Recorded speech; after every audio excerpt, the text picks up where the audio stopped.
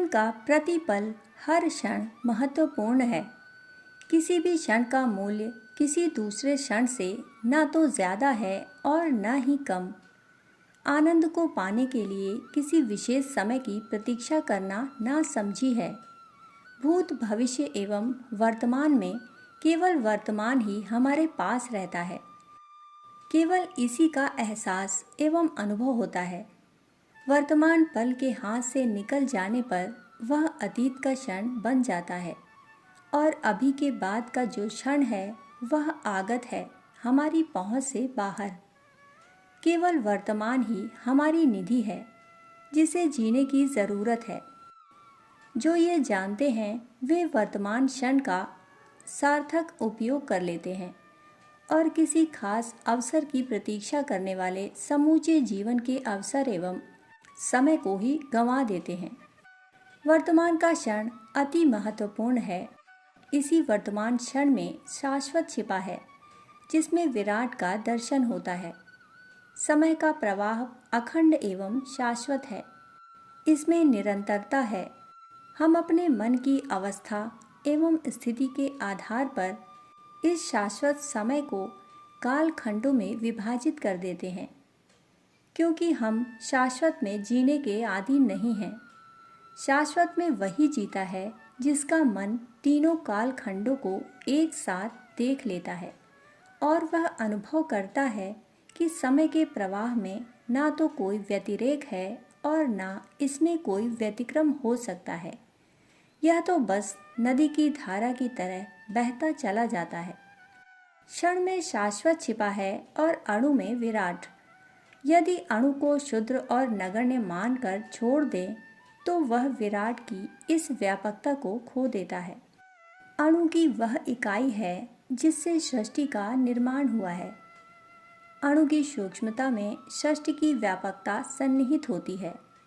जैसे बीज में विराट वृक्ष की समस्त एवं संपूर्ण संभावनाएं छिपी होती हैं, जैसे गागर में सागर का दिग्दर्शन होता है, वैसे ही एक अणु में सृष्टि व्याप्त है। इसी तरह जिसने क्षण का तिरस्कार किया वह शाश्वत से अपना नाता तोड़ा लेता है, संबंध विच्छेद कर लेता है। यह क्षण बड़ा विशिष्ट होता है क्योंकि क्षण समय के शाश्वत प्रवाह की कड़ी है। इस वर्तमान क्षण के पीछे अतीत और आगे आगम की कड़ियाँ जुड़ती हैं।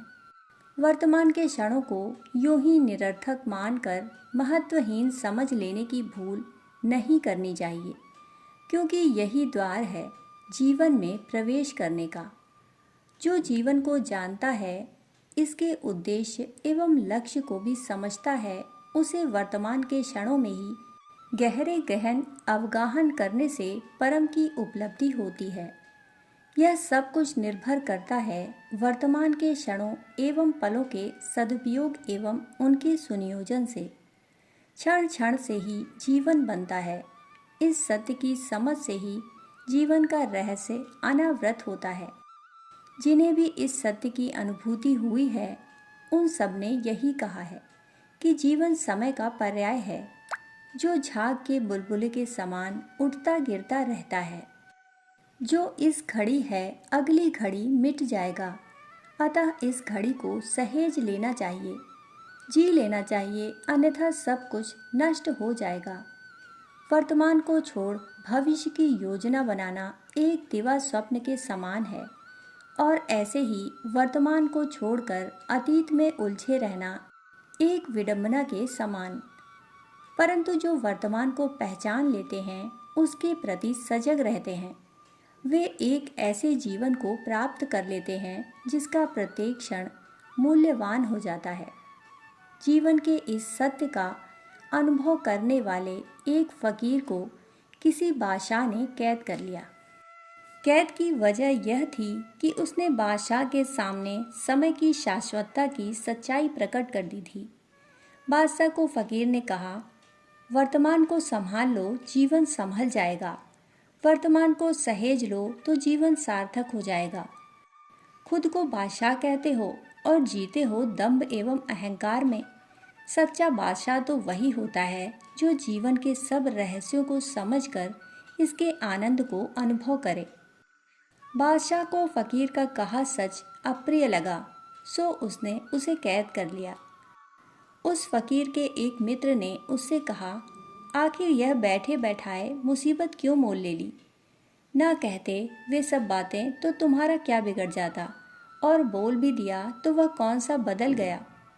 अपने मित्र की बातें सुनकर फकीर हंस पड़ा और बोला, मैं करूं भी तो क्या करूं?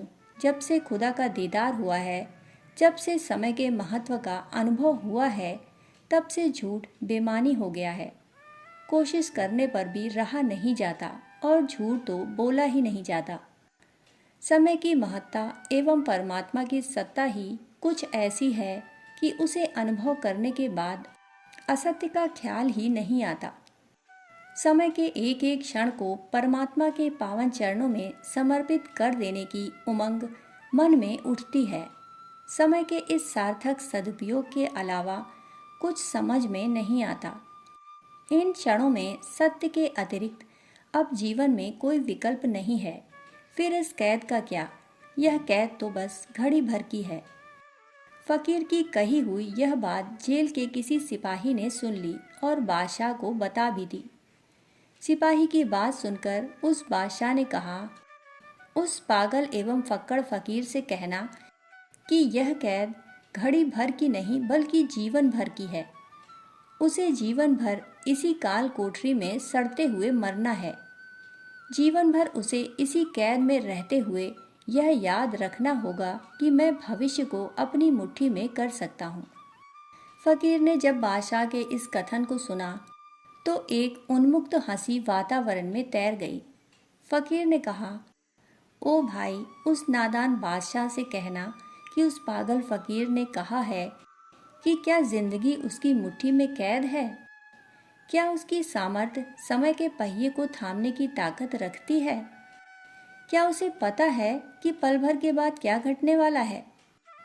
बादशाह तक फकीर की ये बातें पहुंच पाती इससे पूर्व ही बादशाह को यकायक हृदय का दौरा पड़ा और उसकी मृत्यु हो गई।